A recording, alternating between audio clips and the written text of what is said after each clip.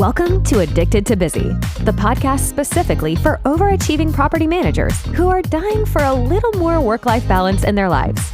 Each week, we dismantle all the BS that holds us back. You'll learn how to nix those tricky, self-sabotaging habits so that you have the time, energy, and motivation to create what you really want in life. If you're looking to shift from overcommitted to overjoyed, this is the podcast for you. Let's do this. Now, your host, Anna Havliana.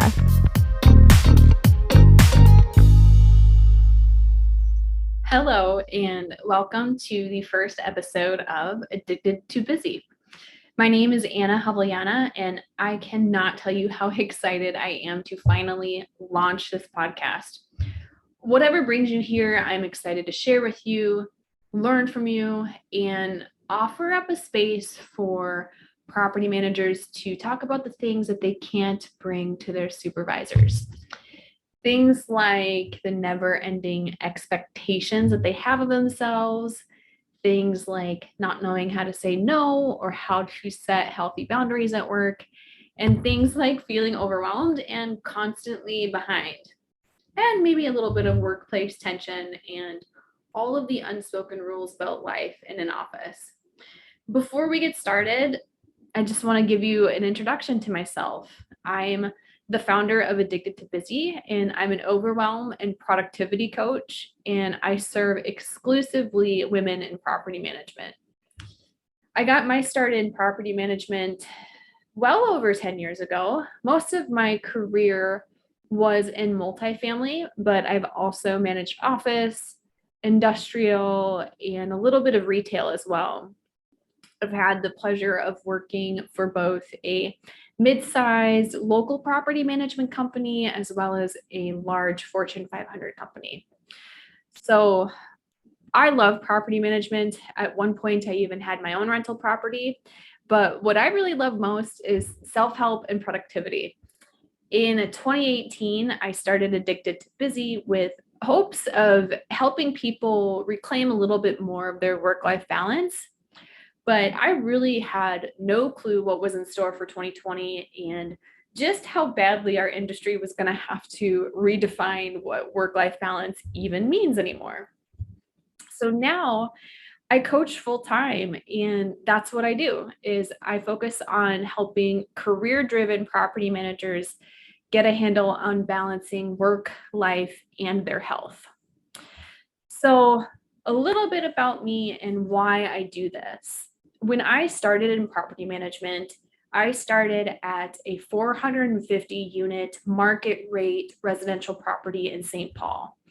And when I got there, it was occupied at 80%, but budgeted at 96. So clearly there was a lot of work to do. And really having no knowledge of the industry, I just did the work and kind of assumed that that workload was what was normal. And I did not realize it at the time, but I had totally burned myself out. Throughout my career, I received promotions. I received larger and larger portfolios, but I was constantly overworking. I remember at one point I was working for a company that was based in Chicago, but they only had one property in the Twin Cities. So for me as the manager at that site, there was literally no upward mobility for me within that company unless I wanted to move to Chicago, which my husband did not want to. And that meant that I needed to seek out a new job within the Twin Cities. At the time, I had just completed a REAC inspection. And if any of you have been through one of these, you know exactly why I had far more gray hairs that year than when I started. So I think I was just kind of fed up with residential, and I decided it was time to get out of it. And in order to do that, I had to take a title demotion and also a pretty significant pay cut. And I told myself that taking the demotion, taking the pay cut was going to be worth it just to get into commercial management, because I really thought that that was going to give me better work-life balance. I thought that I was going to be able to have time for hobbies and have a life outside of work. And I think you know where I'm going with this, but that is not what happened. What happened was that it basically cost me $12,000 a year to learn one pretty valuable lesson. And that is that work-life balance has very little to do with your employer or your properties, and has absolutely everything to do with your ability to manage your mind and set your boundaries. And that was honestly where Addicted to Busy was started. It finally had hit me that I was the one creating my own work-life imbalance. It wasn't necessarily the job itself, it was my mentality on what it meant to be a quote unquote good employee. My schedule was packed because I was allowing it to be like that. And I noticed over and over and over again at networking events, at client meetings, and at managers' meetings, we all just kept talking about how busy we were. And I probably wouldn't have admitted this at the time, but I liked that little badge of honor, the I'm so busy badge. It was like my little addiction that I just couldn't stop. I had to be extra in every aspect of my life, and it was honestly killing me. If we're really honest, property management is absolutely bananas. And each year, the demands of our on-site management teams increase. From our ownership groups to our tenants and our competitors, more and more is being expected of us. And because of that, it's really easy to feel like we are barely treading water at what was once an enjoyable career. For me, I wanted to succeed, so much so that I burned myself out multiple times. Without fail, basically, once every 4 to 5 months, I would hit a day where I literally couldn't get out of bed. It was crazy. I would start my day at 5 a.m. to get a workout in because I was desperately trying to lose weight at the time. I'd get to the office, and I never actually knew when my day would be done. And I also wanted to have a life outside of work. At the time, I was also teaching piano lessons to kids, which was something that I loved doing, but I ended up having to give it up because the workload got to be so heavy. And with that, I remember at that time was when I really started feeding myself a lot of fast food because I didn't have the time or energy to cook.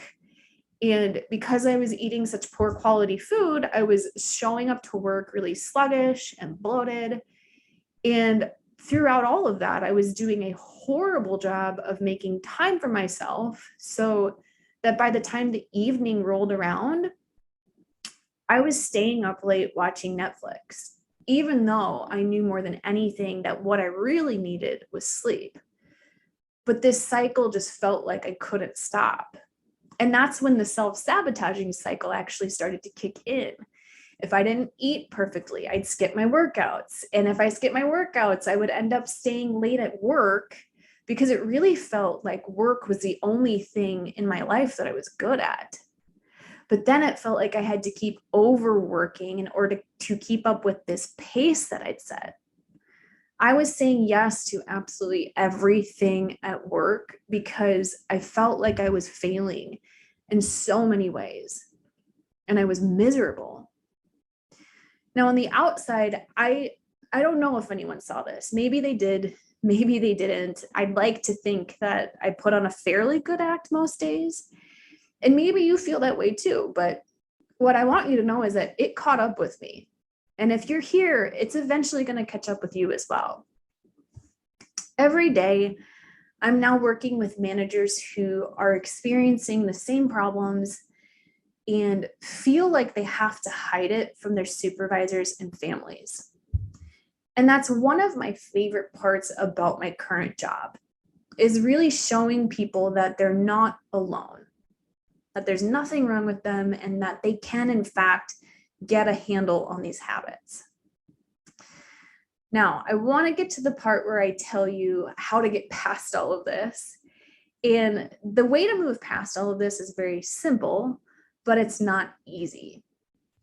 It's a 3-step process that I have guided tens of clients through, and it's proven to reduce overwhelm, increase productivity, and create more time in your day so that you can actually get back to doing more of what you want to do. Step 1, we have to uncover how you're getting in your own way. Step 2, we have to get intentional with what we want to be doing. And step 3, we get to fill that newfound time with things that we love. So here's how it works. When we unpack what's getting in our way, we will eventually stop doing the things we don't want to do. Essentially, we will stop self-sabotaging ourselves. There'll be less scrolling, less staying up until 1 a.m. watching Netflix, and less overeating and overdrinking. And this alone is going to give you back so much time and energy that's missing from our daily lives. Once we have reclaimed that time and energy that we used to spend on bad habits, then we focus on working intentionally and efficiently. This is where we amp up our productivity by implementing some much needed boundaries and also learning how and when to say no. Finally, once we've stopped self-sabotaging and started working more efficiently, that's when we really get to the good part. There will be so much more time and energy available to you to get back to what you want to do. And it is so much fun to see what people select.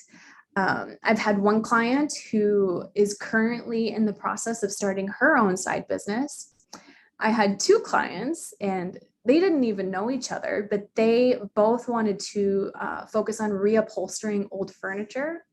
And then I have another client who is going for a complete career shift and is going through a coding boot camp. So once you have all of these 3 pieces working together, by reducing bad habits, getting more intentional, and including more of what you love in your day, that's when things start getting better. When you are doing things and making time for things that make you truly, truly happy, you don't need those self-sabotaging habits anymore. Doing things like scrolling or over drinking just aren't appealing anymore because your life is actually fun and interesting. Plus, once you have fun and interesting things scheduled for yourself, you actually want to be more efficient at work because you get excited for what you're doing outside of your job. And this is actual balance, a life where your work supports a fulfilling life, and a fulfilling life makes your work worthwhile. So the steps are simple, and what it looked like for me was incredible. Once I started figuring this out, I had the craziest year. I got married. I paid off all of my consumer debt. I went to the Philippines for a month. My husband and I purchased our first rental property. I ran a marathon, and I started a side hustle, which has now turned into what is my full-time career. And I was able to do all of that by 1, recognize and addressing how I was self-sabotaging, 2, clarifying my priorities and setting my boundaries, and then 3, filling my time with things that actually made me happy so that I could show up as my best self at work. I cannot believe that this podcast is actually happening. And to give you a little hint, this podcast was a bucket list item, something that I secretly wanted, but never actually thought that I would be capable of doing it. And I got to it with the same 3-step process that I just told you about. Now, there are a number of reasons why I wanted this podcast in the first place. First and foremost, coaching is not really commonplace in our industry, and it needs to be. I have worked with tens of coaches over the last 7 years, And I know the value of coaching and why it is worthwhile to invest in yourself. And there are hundreds of coaches for physicians and entrepreneurs. I mean, there is even a coach out there for quilters, which is amazing. And I'm so for this. But there aren't that many coaches out there for property management. So I really want to introduce our industry to what coaching is and start a conversation about how we can incorporate it into our companies. The property management industry is losing a great deal of property managers because the lines between life and work are non-existent. And as I mentioned before, it is not our employer who will establish work-life balance for us. We have to do it on our own by learning a whole new set of skills, mainly how to manage our emotions and how to set amazing boundaries. The second reason I wanted to start this podcast is because I want to be able to serve all property managers. Coaching is a financial investment in yourself, and depending on whether you decide to invest in group coaching or private coaching, it can be kind of pricey. Now, this is easy for me to say because I have evidence from my own life that coaching helped me improve my spending habits. And so that's something I don't have to think about anymore because it's already paid for itself. Turns out that when I wasn't ordering Starbucks twice a day, I all of a sudden had the funds I needed to enroll at a gym and eventually hire a coach. But that's not the reality for everyone. My goal with every episode of Addicted to Busy is that you can pull real, actionable steps that will change how you show up at work every day. I want this podcast to be so valuable that you don't even need to invest in coaching unless you want to. These tools are in fact for everyone, not just for the people who can afford it. The third reason that I wanted a podcast is because podcast episodes are so easily shareable and a great way to start conversations. I sincerely hope that if an episode resonates with you, that you will share it with a coworker. When two people are trying out new ideas together, it is a huge game changer. Some of you have already heard some of the tips or concepts that I'll present, and that's no big deal. Sometimes hearing it in a new way is exactly what you need to take it to heart. I can't tell you how many times that I could understand something intellectually, but that it would take me years until I finally got it. By being able to share and discuss the episodes with others, you will have a higher chance of actually putting these principles into practice. The fourth reason for starting this show is because there are many aspects of our jobs that we are not receiving training on. I used to joke that being a licensed therapist should have been a prerequisite for getting hired as a residential property manager. And you know exactly what I'm talking about. No one told me that when I got hired that I would be witnessing domestic disputes, child endangerment, or drug trafficking. But that was all a part of my day-to-day world. I want this podcast to be a platform where we can connect with other professionals in other fields. People who work in social work, energy conservation, mental health fields, or money management. Whatever it is that you want to hear about. So if you have a suggestion, send me an email. And last, I wanted this podcast because I just want to have fun. I love this industry and it is not for the faint of heart, and every day is quite literally a surprise. Some of the shit that we see in a given day is unbelievable. And if we are not having fun, then what is the point? So I want to thank you all for listening to episode 1. I hope to see you back for our next episode. We are going to talk about all things burnout. Until then, I love you. Keep going. Thanks so much for tuning in to this episode of Addicted to Busy. If you're enjoying the show, please feel free to rate, subscribe, and leave a review wherever you listen to your podcasts. This helps others find the show, and we greatly appreciate it. Thanks again for tuning in, and we'll catch you in the next episode.